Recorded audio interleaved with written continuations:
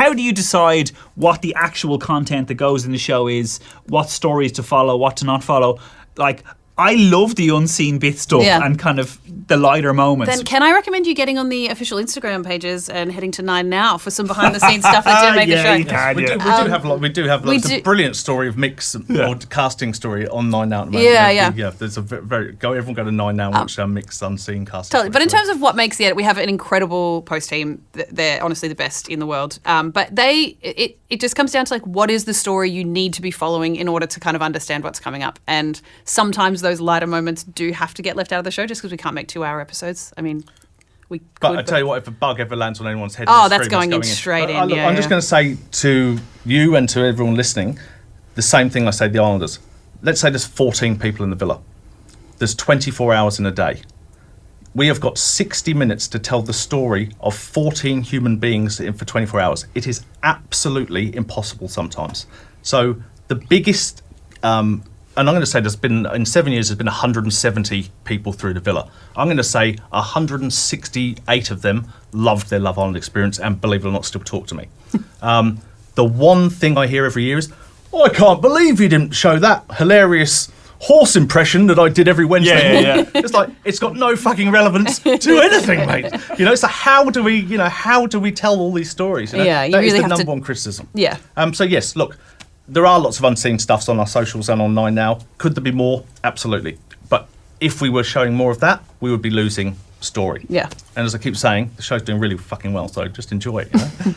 Do former Islanders ever get angry at you saying, I got a bad edit, or you misrepresented me, or all that? Honestly, not really. I think some people are disappointed with how they were in the villa, maybe, or maybe they perceive their actions differently and then they see it on telly. They picture themselves in one way and then they see how even the audience are reacting to how they were in the villa, and maybe they're disappointed, and that's kind of how they think about it. Love Island is made in a 24-hour edit cycle, all right? So other reality shows have months, and I mean months, in the editing process to craft storylines and to, take a shot from here and a shot from here and, make it look all... We have 24 hours. It's Jarlath Webster. Per episode, Per episode. Jarlath Webster is honestly the best post executive in the world, is in charge of our post. And they nearly killed themselves making the show. But it's 24 hours. So I'm going to say that Love Island is pretty much the fairest, most real representation of what happens in any reality show. Yeah, anywhere. I think Em said it last week when she was on the podcast with you. She said, that's how I remember it. Like, a lot of those things, like, oh yeah, that's what happened, and I genuinely think that's true. And look, we'll take the piss. And again, we say to them beforehand, we will take the piss out of you. Owen will take the piss out of you. Love Island is a show that we produce with our tongues firmly in our cheeks. Like, this isn't Farmer Wants a Wife. Like we want them to find love. Of course we do. Are they all in there for love? Probably not. They will tell us they're in there for love. Are a few of them in there to chase clout? Sure, but we're making an entertainment show, and if they fall in love, fantastic. We want them to fall in love, but we want everyone to laugh. And I would argue that Love Island has at least a couple of lull moments every single episode, and every single episode there's a moment where you want to get the pillow from your couch and cover your face, and that is exactly how we want it. Making us poor omelette. All right. Poor Mick. He made an omelette. He made eggs every day, and they always looked amazing. I cannot attribute this question to one person, but I can attribute it to about 600 people who messaged in some variation of the same. And I will tone down the language, but you pieces of shit, you are the Superfans. Stop lying to us. Answer the charge. The Superfans are real. I mean, Claudia and Austin said it, bless them. I manage the Superfans, and I wish they were fake sometimes because it's really hard. But jokes aside, like, everyone genuinely, I think, believes that you two or the producer, the production team are the Superfans, and that you use it to engineer decisions that you would like. What's really annoying is that the reason they're not popping up is because they sign NDAs and because they're brilliant. So Claude and Austin said that a few of them have come up with. So those Superfans are fired. Broken their contracts. They are paid. They watch raw vision from the villa. Yep. We need that mechanic because we're not a live show. We need that mechanic. And to be honest, they think differently than us sometimes. Like, we are TV producers, so we're often thinking about, like, ooh, what would, not like we craft anything, but we're like, oh God, it would be cool if such and such happened, because that would be a really good story. And then the Superfans will be like, no, we like this person, or we want this to happen, and we have to go, oh, well, that's what the audience thinks. There's a couple of dumpings coming up that will drop Jaws, and I would say that will help this theory, because there is no way, if we were decent producers, the result that happens would have happened. There's some red wedding shit coming up this year. That's Wow. I've heard rumor. I'm going to tell you right now, pinky swear, I do this to my kids, the Superfans are real. And I don't pinky swear lightly. I do now know that they are real because Yeah. somebody showed me Like how it the works. contract that they signed. But I Yeah. swear to God, only until Yeah.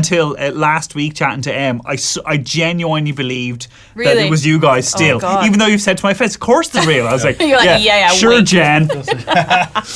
No, they are real. We genuinely do shout outs before each season on the socials and say apply if you want to be a superfan, and we read those. I thought they applications. were fake too, to be It's honest. real. So they're There's a covering their question. asses. There's a question in the Superfan application that's like, "What's your favorite Love Island moment?" And my hot tip is to make that something really niche that will make us laugh. Yeah. Like, I remember this year someone was like, "My favorite moment was from season 3 when Taku accidentally put a puppy in the pool by accident." I was like, "That's niche. That person loves Love Island. Love they that can be a for them. superfan." Yeah. A lot of people want to know, as with the UK and US, we used to be live, as in what goes out on telly today literally happened yesterday, and moved away from that model. Can you explain why? It would be lovely to be live, frankly. It makes it all so much easier because it happens so much quicker, and once the show's done, it's done. And we love like the public feedback is We awesome.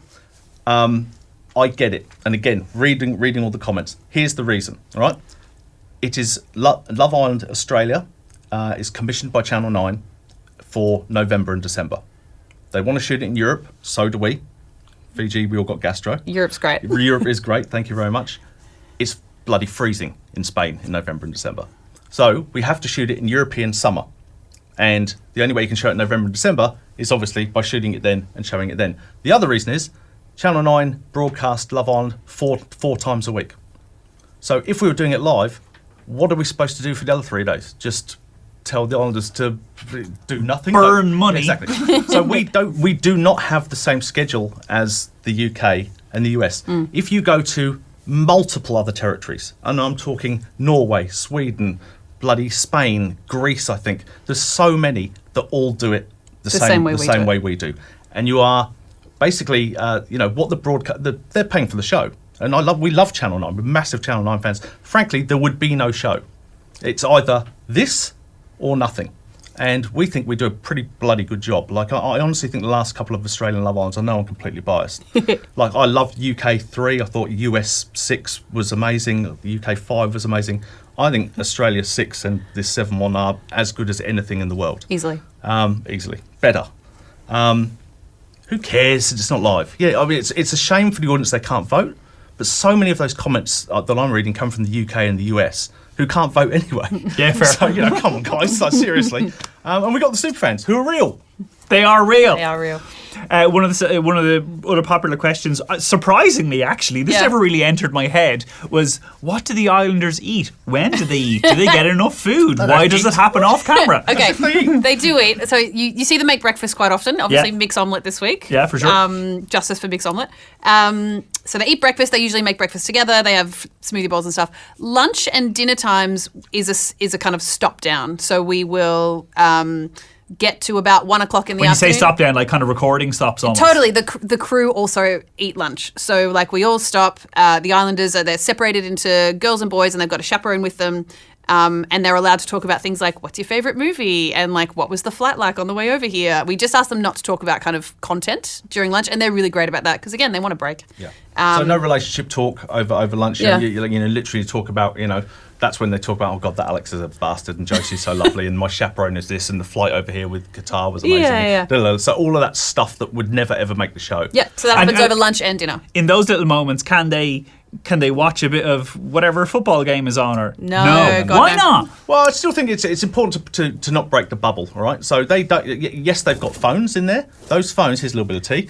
Those phones. They're useless. They take video, they take photo, and they get text messages. Yeah, okay. There's no internet. They don't know the football scores. So if you see them playing on their phones, they're literally just looking at photos of themselves. Which they do a lot, right? So those phones literally do nothing apart from take photos Yeah. and receive text messages. They got a text, that Yeah, kind of stuff, right? that's it. So they don't know the football scores. They don't know, obviously if anything happens at home, we let them know. But, they literally know nothing about the real world. And that is why the show works so well, because it is their whole universe. they're not worried that their guinea pig's having babies or, you know, the dog's sick or, you know, Auntie Mary's in hospital because they're in this bubble, you know? What about Auntie Mary? Is she We would okay? let, Is she just going to to be make clear, it? if Auntie Mary was in hospital, we would probably let But them no, know. she's only in to have a gallstone that's out. Oh yeah, okay, like yeah, less serious tier. Yeah. But anyway, yes, but anyway, when they're eating dinner with their Love Island water bottles, which are very reasonably priced at the Love Island shop, everybody. We didn't pay for This is these. actually the first time I'm using it. It's delicious. It's actually all right, isn't it? What the hell are we talking about? Dinner. Food, and They- it's catered. So lunch and dinner are catered. They eat the same food that the crew eat. So it like literally comes up in like a Bain Marie style. They do. Their kitchen in the villa is absolute rubbish. It's one hot It's got plate. one hot plate and one fry pan. Yeah. It's just terrible. So they cook breakfast. So and we that provide omelette lunch was and actually dinner. really impressive. Yeah. What time do the blinding fluorescent lights come on in the morning to wake them up? Because everybody always look absolutely wrecked. No one looks like they're waking up after a long, relaxing Great sleep at question. midday. It depends what time they went to bed. So we, again, duty of care wise, we want to make sure they get a certain amount of sleep. So the lights will come on at different times depending on what time they went to bed. We had thousands of questions on casting, I think, from prospective future Islanders, perhaps. Great. Alex, we're going to talk to both of you about that. But first of all, you have a little exclusive for us. Well, you might have seen this a sneak peek on our Instagram, but I just want to give you an example of how someone gets cast in about 4 seconds. My name is Gabrielle McCarthy. I know your name. Oh, nice to meet you. Nice to meet you. Lovely to meet you. Guys, you won't believe what This is happened. Andrew on the iPad. Andrew? He's it. Just wait. Sorry, say your name and full again. Gabrielle. Gabrielle Joy McCarthy. Come and join us. And guys, Gabrielle look what Joy. just happened What happened? when I was walking in here. Oh no! Gabrielle. My brand new dress. Literally just walking in then. So like I had to park down the road and then there's all the tradies out there and I get out the car and it pops and I was literally like, I'm walking like this. Sorry, I better sit down. I don't know. No! So embarrassing. So now I've got to do the walk after and see all the tradies Do you have again. anything to change into? No. Do you have a coat or anything? I've got bikinis in there, that's it. That might be better. Both my ex-boyfriends, we went on, so my ex-boyfriend, he was messaging me for ages and I was like, oh, whatever, I'll go on a date with him.